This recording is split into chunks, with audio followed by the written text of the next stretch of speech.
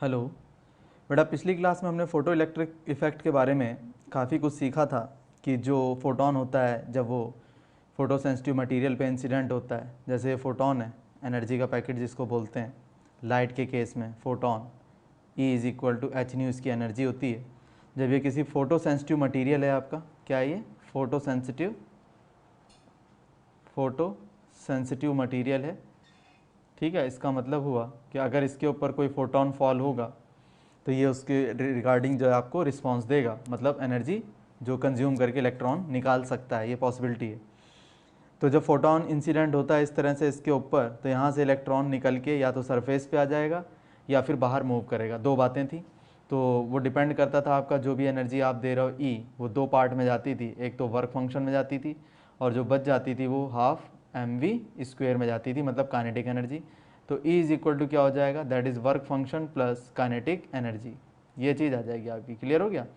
तो ये आपका जो है कंसेप्ट होता है फोटो इलेक्ट्रिक इफेक्ट का। क्लियर है? अब हम आगे की बात करेंगे इसमें। देखो बेटा, ये इसका अरेंजमेंट है। इसमें क्या हो रहा है, यहाँ से लाइट आ रही है आपकी इस तरह से, ये फॉल हुई किसके ऊपर, फोटो सेंसिटिव मटेरियल के ऊपर। इससे कुछ इलेक्ट्रॉन्स निकले और इलेक्ट्रॉन निकल के कहाँ जाएंगे, पॉजिटिव एंड की तरफ जाएंगे, क्योंकि इलेक्ट्रॉन के ऊपर निगेटिव होता है और यहाँ पर पॉजिटिव चार्ज है। तो ये इसकी तरफ मूव करेंगे, सर्किट आपका कंप्लीट हो जाएगा। और जैसे ही सर्किट कंप्लीट हुआ तो करंट का फ्लो शुरू हो जाएगा, आपका अमीटर के अंदर डिफ्लेक्शन आएगा। ये क्या चीज़ है, अमीटर है। ये क्या है, ये अमीटर है और इसमें आपको देखने को मिलेगा डिफ्लेक्शन देखने को मिलेगा। क्लियर होगी बात? इसको डिफ्लेक्शन कहते हैं, सुई का इस तरह से घूमना डिफ्लेक्शन कहलाता है। क्लियर है? तो अगला जो कंसेप्ट था इसमें, जैसा कि मैंने आपको बताया था कि E is equal to W naught, E is equal to W naught plus kinetic energy. तो ये आ जाएगा आपका H nu, that is equal to H nu naught plus कितना, काइनेटिक एनर्जी, ये आ जाएगा। यहाँ पर ये जो न्यू नॉट होती है इसको थ्रेशोल्ड फ्रीक्वेंसी बोलते हैं। मिनिमम वैल्यू है फ्रीक्वेंसी की है, इससे कम फ्रीक्वेंसी जो है अगर मिलेगी, मतलब अगर nu is less than nu naught हुआ तो कोई भी फोटो इलेक्ट्रॉन नहीं निकलेगा। Nu is equal to nu naught हुआ तो फोटो इलेक्ट्रॉन सरफेस तक आएगा, और न्यू अगर ग्रेटर देन न्यू नॉट हुआ तो सरफेस पर भी आएगा और वो सरफेस से बाहर निकल जाएगा और काइनेटिक एनर्जी के साथ मूव करेगा। ये तीन केस हैं, इसमें इलेक्ट्रॉन नहीं निकलता है, इसमें सरफेस के ऊपर आ जाता है, और इस वाले केस में काइनेटिक एनर्जी के साथ वो मूव करता है। तीन केसेस हैं। अलग अलग मटेरियल का वर्क फंक्शन भी डिफरेंट होता है। जैसे एग्जांपल देता हूँ, सीजियम के लिए होता है 2.14 इलेक्ट्रॉन वोल्ट। क्लियर होगी बात? मतलब इतनी एनर्जी मिल जाए तो वो इलेक्ट्रॉन निकाल सकता है। पोटेशियम के लिए थोड़ा सा ज़्यादा है, सोडियम के लिए और ज़्यादा, लिथियम के लिए और ज़्यादा, और कॉपर के लिए काफ़ी ज़्यादा है। इसका मतलब अगर आप सीजियम से इलेक्ट्रॉन निकालना चाहते हो तो वो रिलेटिवली ईजियर मेथड से निकल जाएगा, क्योंकि उसका वर्क फंक्शन जो है काफ़ी कम आएगा, क्योंकि इसकी जो वर्क फंक्शन इलेक्ट्रॉन वोल्ट में दिया हुआ है वो काफ़ी कम है, 2.14 है। इतनी एनर्जी उसको मिलते ही वो निकल सकता है, सबसे कम वैल्यू ये है। तो इससे सबसे आसानी से इलेक्ट्रॉन निकलेगा और इसमें सबसे ज़्यादा मुश्किल से इलेक्ट्रॉन निकल पाएगा। Got the idea? ये केस देखो बेटा, particle nature of electromagnetic radiation.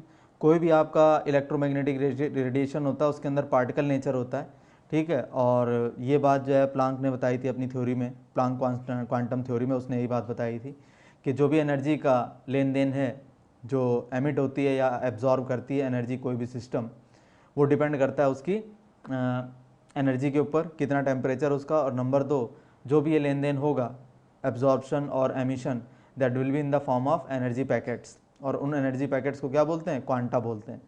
तो फोटोन क्या चीज़ थी, फोटोन था एनर्जी का पैकेट होता है, लेकिन ये लाइट के केस में बोला जाता है, इसको फोटोन बोलते हैं।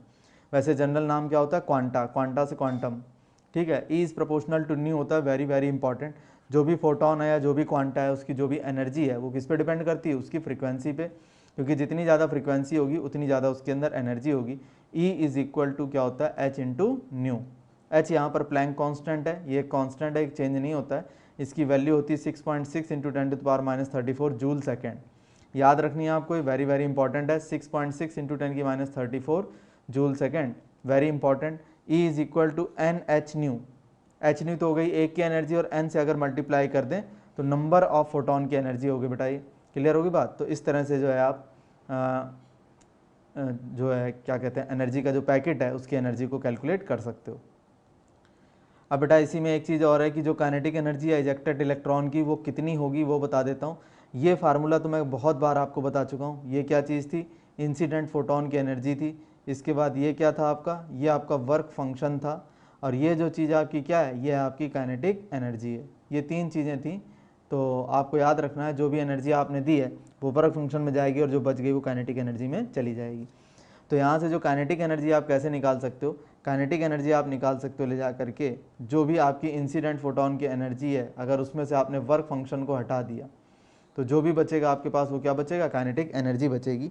तो इस तरह से आप किसी भी इजेक्टेड इलेक्ट्रॉन के पास कितनी काइनेटिक एनर्जी होगी उसके बारे में आइडिया लगा सकते हो। कुछ ग्राफ्स के बारे में बात कर लेते हैं बेटा, ग्राफ्स के बारे में बात कर लेते हैं। फ्रीक्वेंसी ऑफ एब्जॉर्ब फोटॉन्स, जो फ्रीक्वेंसी है एब्जॉर्ब कर रहा है जो फोटोन की, उसकी जो फ्रीक्वेंसी है, और kinetic energy of the photo electrons, उसके बीच में ग्राफ ड्रा किया है। एक बात बताना, ये वाली फ्रीक्वेंसी कौन सी है, न्यू नॉट है। ये क्या बोलते हैं इसको, न्यू नॉट। क्या लिखेंगे, न्यू नॉट। क्लियर है, न्यू नॉट। और ये होती है आपकी थ्रेशोल्ड फ्रीक्वेंसी। क्या होती है, थ्रेशोल्ड फ्रीक्वेंसी होती है। क्लियर होगी बात। अब एक बात बताना, अगर इसकी डेफिनेशन आपको याद है तो थ्रेशोल्ड फ्रीक्वेंसी वो फ्रीक्वेंसी होती थी जिससे नीचे अगर फ्रीक्वेंसी दी तो आपका फोटो इलेक्ट्रॉन इजेक्ट नहीं होता था।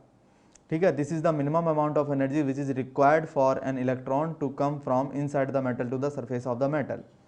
तो जो थ्रेशोल्ड फ्रीक्वेंसी है, अगर उससे कम वैल्यू हुई फ्रीक्वेंसी की, फोटोन जो इंसिडेंट होने जा रहा है उसकी फ्रीक्वेंसी अगर इससे कम हुई तो कोई भी फोटो इलेक्ट्रॉन नहीं निकलेगा।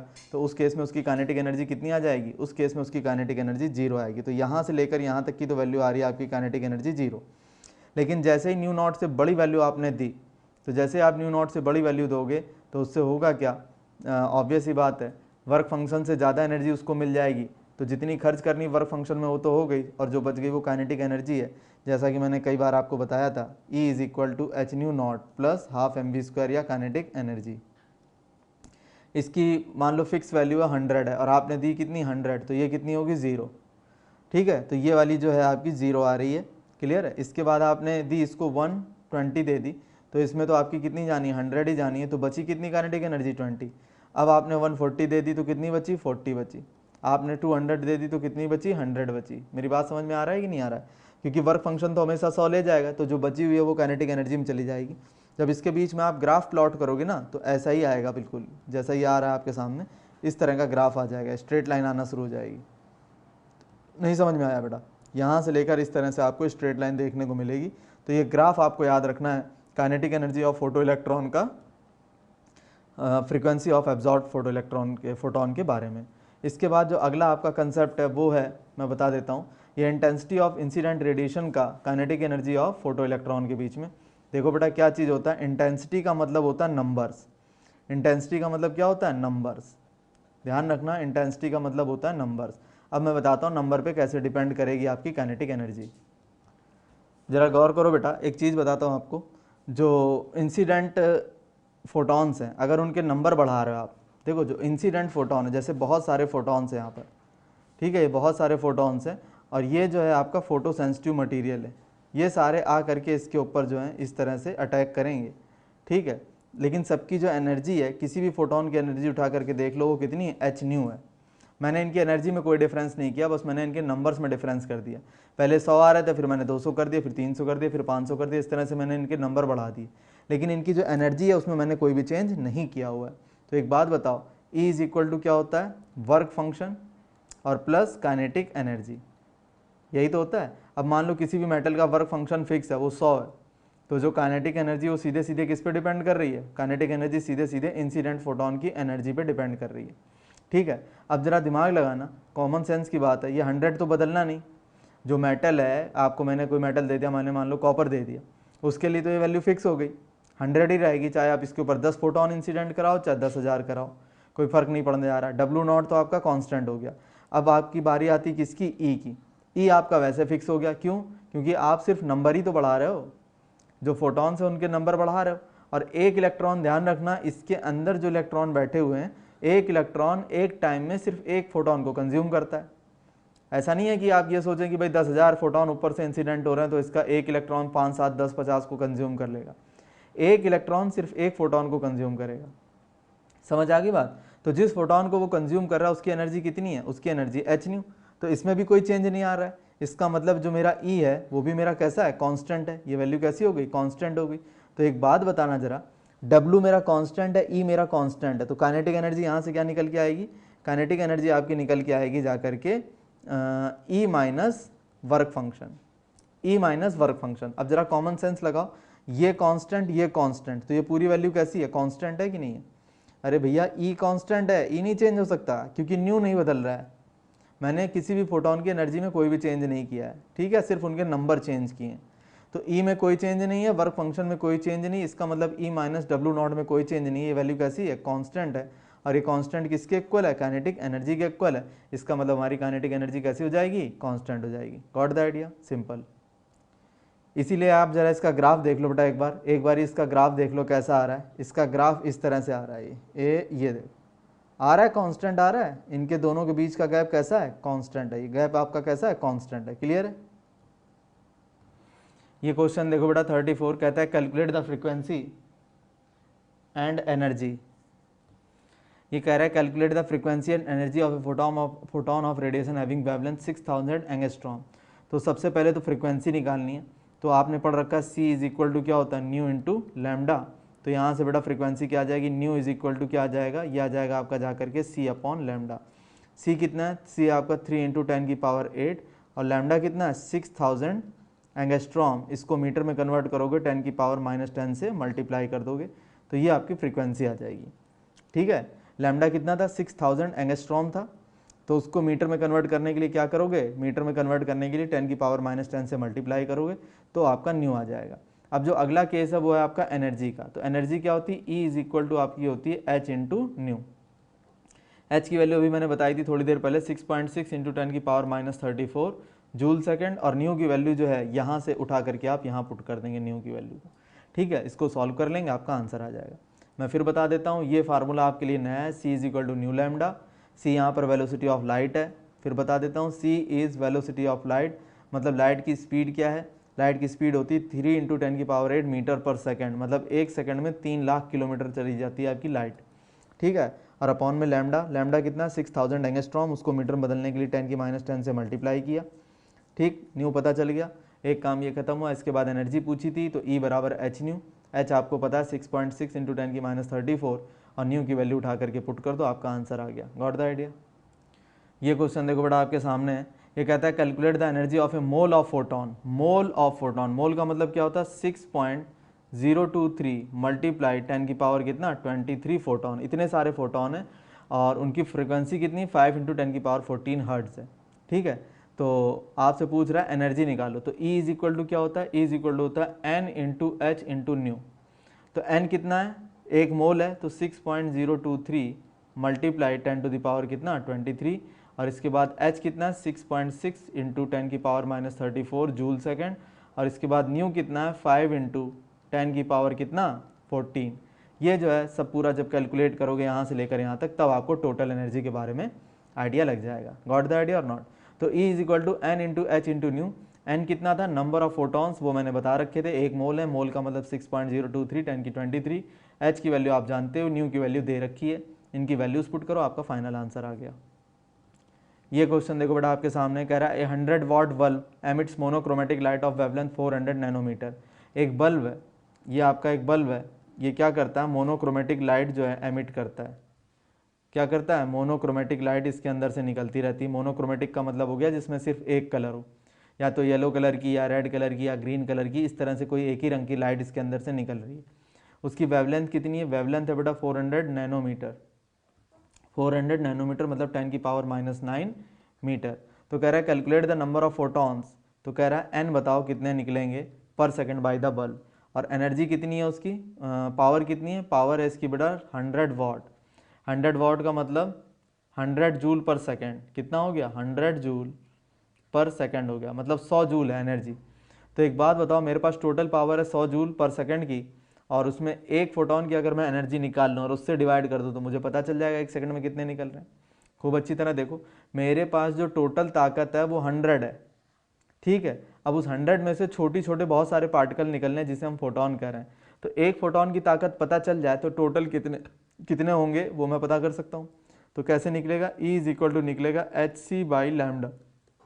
HC बाई लैम्डा फार्मूला होता है बेटा ये तो E is equal to H आप जानते ही हो, सी की वैल्यू आप जानते हो 3 इंटू 10 की पावर 8, लैम्डा की वैल्यू भी दे रखी है, तो ई पता चल गया।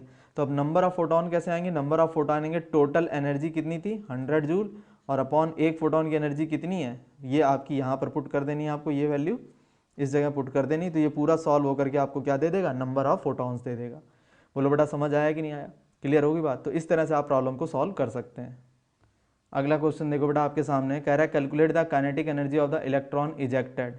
काइनेटिक एनर्जी पूछ रहा है ये, ठीक है, इजेक्टेड इलेक्ट्रॉन की when yellow light of frequency 5 into 10 की पावर 14 सेकेंड, ये क्या है इसकी न्यू दे दी है। कह रहा falls on the surface of a potassium metal, threshold frequency दे रखी है आपकी ये, तो ये जो वैल्यू दे रखी है न्यू नॉट है, तो ये न्यू नॉट दे रखा है आपका, ठीक है। तो न्यू पता न्यू नॉट पता, जो अब बता रहा हूँ ये फोटोन है, क्या चीज़ है, ये फोटोन है, ये आकर के इंसिडेंट होगा किसके ऊपर, मेटल के ऊपर। मेटल का वर्क फंक्शन दे रखा है, वर्क फंक्शन निकल जाएगा किससे, एच न्यू नॉट से। तो एच पता होता है 6.6 10 की -34, न्यू नॉट दे रखा है 5 इंटू 10 की 14, तो डब्ल्यू नॉट पता चल गया आपको। अब जो इंसिडेंट फोटोन है दैट इज ई, इसके करस्पॉन्डिंग क्या निकल जाएगी, ई निकल जाएगी, that is H into new. H आपको पता है, न्यू आपको पता है, न्यू कितना है 5.2 इंटू 10 की 14, एच आपको पता है 6.6 इंटू 10 की -34। तो अब एक बात बताओ, ये पूछ क्या रहा है आपसे, ये पूछ रहा है काइनेटिक एनर्जी की बात पूछ रहा है, तो E इज इक्वल टू क्या होता है, E इज इक्वल टू होता है बेटा work function plus kinetic energy, ये चीज़ होती है। अब आपसे काइनेटिक एनर्जी अगर पूछिए तो क्या आ जाएगा, kinetic energy is equal to आ जाएगा E minus W naught, E minus W naught. अब जरा गौर से देखना, E आपको पता है, ये रहा आपका E, क्योंकि H भी पता है, न्यू भी पता है, E पता हो गया, डब्ल्यू नॉट ये रहा आपका डब्ल्यू नॉट, इसकी वैल्यू भी पता है, तो यहाँ से काइनेटिक एनर्जी सॉल्व हो जाएगी आपकी। गॉट द आइडिया और नॉट, सिंपल क्वेश्चन है। मैं फिर बता देता हूँ, फोटोन है उसकी काइनेटिक एनर्जी निकालनी है मुझे, सॉरी इलेक्ट्रॉन की काइनेटिक एनर्जी निकालनी। तो जो फोटोन इंसिडेंट हो रहा है उसकी फ्रीक्वेंसी दे रखी थी, न्यू दे रखा था, न्यू दे रखा था तो ई निकल आएगा एच इंटू न्यू से, और आपको थ्रेशोल्ड फ्रीक्वेंसी दे रखी तो वर्क फंक्शन आ जाएगा आपका W is equal W naught is equal to H nu naught से। तो फार्मूला क्या होता है, E is equal to W naught plus kinetic energy, ये फार्मूला होता है आपका। काइनेटिक एनर्जी यहाँ से बचा लो, इसको रोक लो, बाकी इस चीज़ को इधर लेके जाओ, तो ये आ जाएगा आपका ई माइनस डब्ल्यू नॉट, दोनों की वैल्यू पता है, आपका आंसर आ गया। ये क्वेश्चन देखो बेटा, when electromagnetic radiation of wavelength 300 nanometre, तो ये जो है वेवलेंथ दे दिया है, लैम्डा इज इक्वल टू कितना दे दिया 300 नैनोमीटर, मतलब 10 की पावर -9 ये दे दिया है, ठीक है, इतने मीटर वेवलेंथ दे दी है। तो ये कह रहा है when electromagnetic radiation of wavelength this falls on, मतलब ये जो फोटोन है ना, फोटोन जो फोटोन इंसिडेंट होगा उसकी वेवलेंथ है, तो बेटा उस फोटोन की एनर्जी कितनी हो जाएगी, एच सी बाई लैम्डा। अब एक बात होता है, एच आप जानते हो 6.6 10 की -34, सी कितना होता है 3 इंटू 10 की पावर 8, लैम्डा आपको पता है 300 इंटू 10 की पावर -9 मीटर, ये सारी चीज़ निकल आई, फोटोन की एनर्जी आ गई। आगे कहता है electrons are emitted with the kinetic energy of this, तो जो इलेक्ट्रॉन निकला उसकी काइनेटिक एनर्जी इसने दे रखी है कितनी 1.68 इंटू 10 की पावर 5 जूल पर मोल, इतनी दे रखी है, जूल पर मोल मतलब एक मोल की इतनी एनर्जी है, पर मोल इतनी एनर्जी आ रही है, ठीक है, पर मोल। तो एक इलेक्ट्रॉन की कितनी आएगी बेटा, ये तो जूल पर मोल है ना, तो एक इलेक्ट्रॉन की जो एनर्जी है काइनेटिक एनर्जी वो कितनी आएगी वो बताता हूँ। तो एक इलेक्ट्रॉन की काइनेटिक एनर्जी आ जाएगी आपकी जा करके 1.68 मल्टीप्लाई 10 की पावर 5 जूल पर मोल है, मोल को आप नंबर्स में बदल दो तो आ जाएगा 6.6 इंटू 6.023 इंटू 10 की पावर कितना 23, इतनी आ जाएगी, एक इलेक्ट्रॉन की एनर्जी इतनी आ जाएगी, और एक फोटोन की एनर्जी आपको पता चल चुकी। ये एक फोटोन की एनर्जी है, ये एक इलेक्ट्रॉन जो निकलेगा उसकी एनर्जी है। पूछ रहा है what is the minimum energy needed to remove an electron from sodium, एक इलेक्ट्रॉन निकालने के लिए कितनी मिनिमम एनर्जी चाहिए, ये तो एक डेफिनेशन हो गई, डेफिनेशन का मतलब वर्क फंक्शन हो गया आपका, मिनिमम वही तो होती है एनर्जी। तो एक बात बताओ, आप फार्मूला जानते हो, E इज इक्वल टू कितना होता है W naught plus kinetic energy, होता है कि नहीं होता, पूछ क्या रहा है डब्ल्यू नॉट की वैल्यू पूछ रहा है, E आपको पता है, काइनेटिक एनर्जी आपको पता है, हो गया बस सवाल, डब्ल्यू नॉट निकालना था निकाल लिया। अगला क्या कह रहा है, what is the maximum wavelength that will cause a photoelectrons to be emitted, आपको मैक्सिमम वेवलेंथ बतानी है जो निकलेगी जिसकी वजह से फोटो इलेक्ट्रॉन जो है निकला था उसकी मैक्सिमम वेवलेंथ।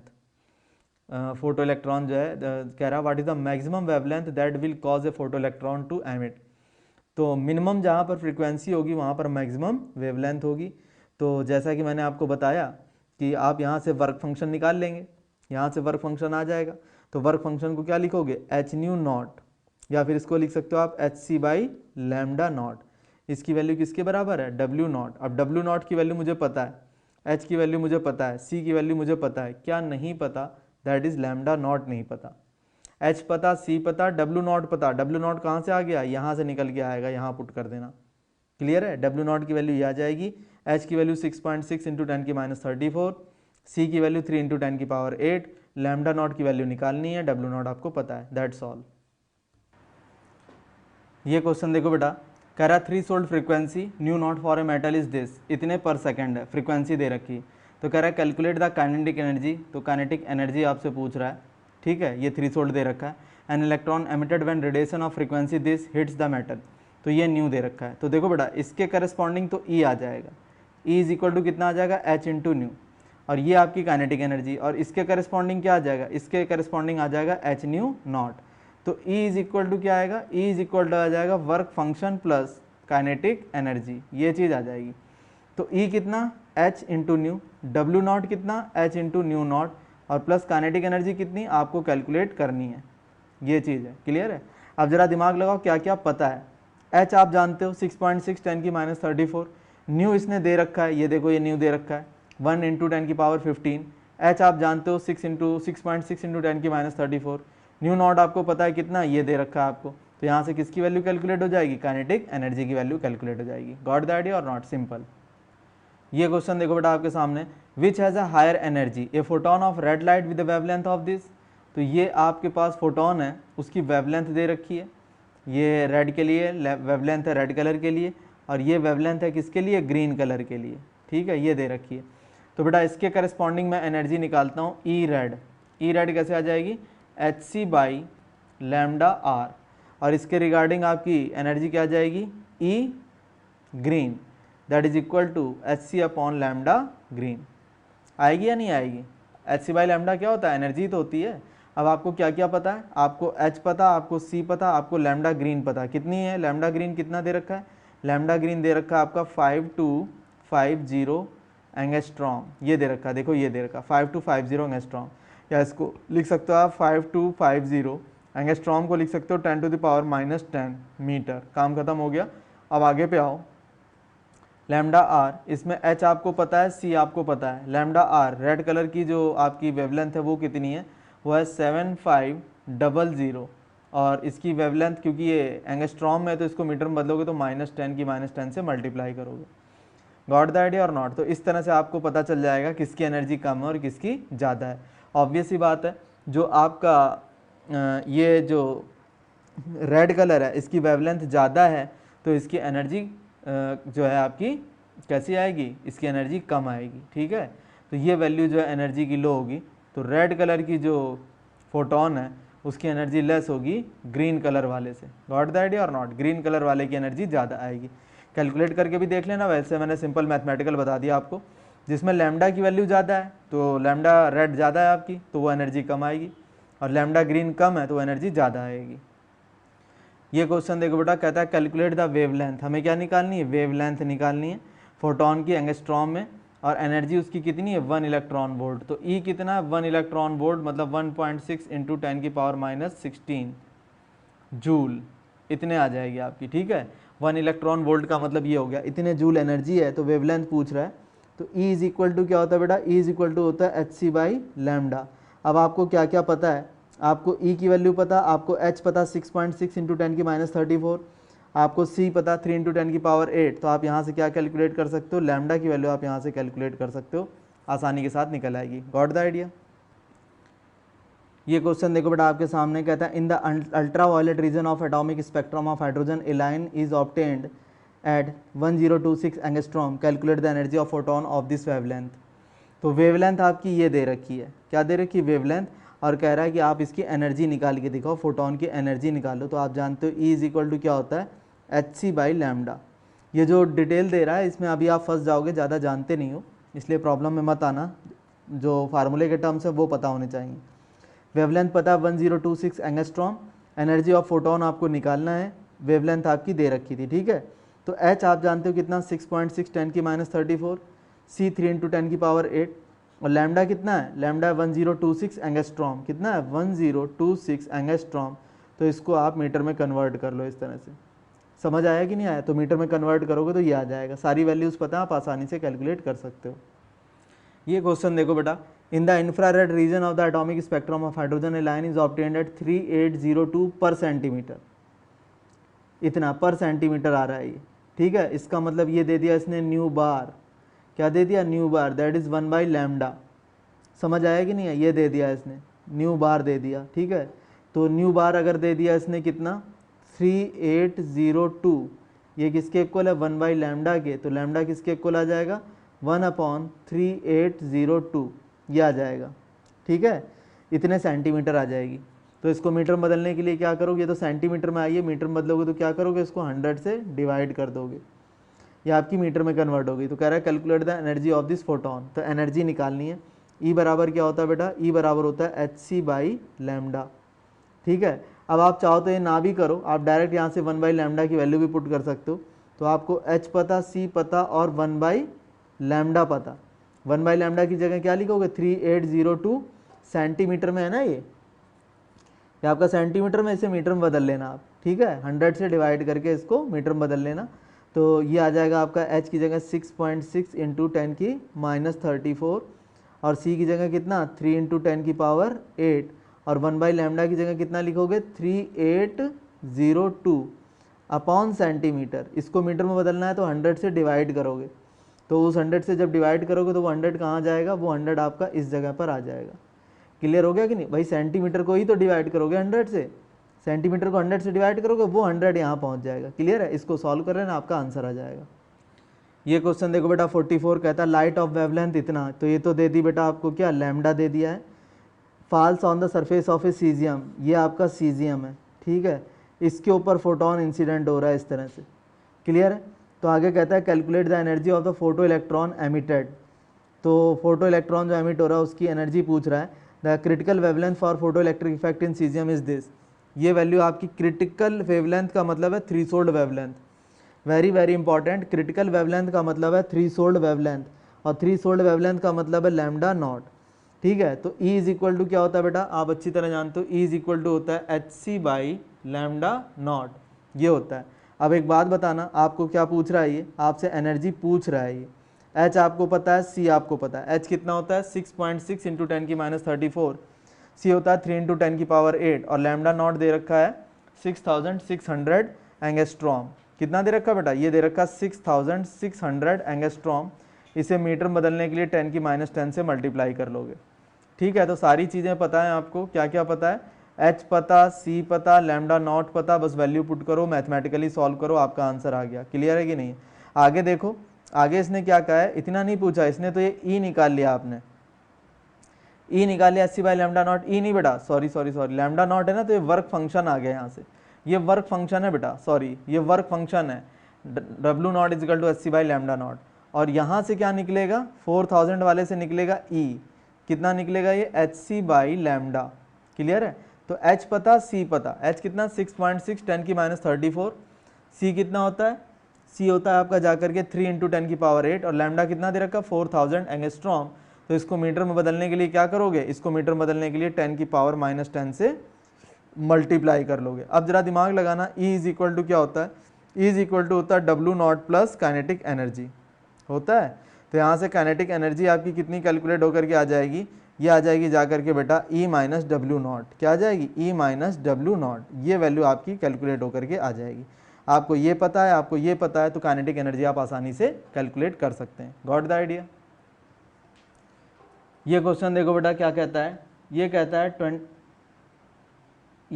है कि what is the ratio between the energies, what is the ratio between the energies of the two radiations, one of wavelength this and the other of wavelength this. ये बेटा हो गई आपकी λ1, तो इसके करस्पॉन्डिंग एनर्जी आ जाएगी E1, फार्मूला लगेगा hc/λ1। ये है बेटा आपकी क्या λ2, इसके करस्पॉन्डिंग जो एनर्जी आएगी वो आएगी E2, फार्मूला बन जाएगा hc/λ2। अब देखो क्या क्या पता है आपको, h पता, आपको c पता, आपको लैम्डा 2 पता, आपको h पता, आपको c पता, आपको लैम्डा 1 पता। अब आपको क्या करना है, E1 डिवाइडेड बाई कितना, E2, E1 divided by E2, तो ये आ जाएगा आपका HC by lambda 1 divided by HC by lambda 2, ये आ जाएगा। अब ज़रा ध्यान देना क्या होगा, इस HC से HC कैंसिल हो जाएगा, तो ये आ जाएगा आपका लैम्डा 2 अपॉन लैम्डा 1। बस लैम्डा 2 की वैल्यू पुट कर दो, लैम्डा 1 की वैल्यू पुट कर दो, आपका आंसर आ गया। लैम्डा 2 कितना बेटा, लैम्डा 2 है 2000, लैम्डा 2 कितना है 2000 एंगस्ट्रॉम, और लैम्डा 1 कितना है 6000 एंगस्ट्रॉम। इसको मीटर में बदलना चाहते हो तो 10 की माइनस 10 से, इसको मीटर में बदलना चाहते हो तो 10 की माइनस 10 से। इससे ये कैंसिल हो गया, 3 जीरो से 3 जीरो कैंसिल हो गया, इससे ये कैंसिल हो गया, 1/3 आ गया। इसका मतलब आपका E1 ओवर E2 कितना आ गया, E1 ओवर E2 आ गया आपका 1/3। That's all, thank you.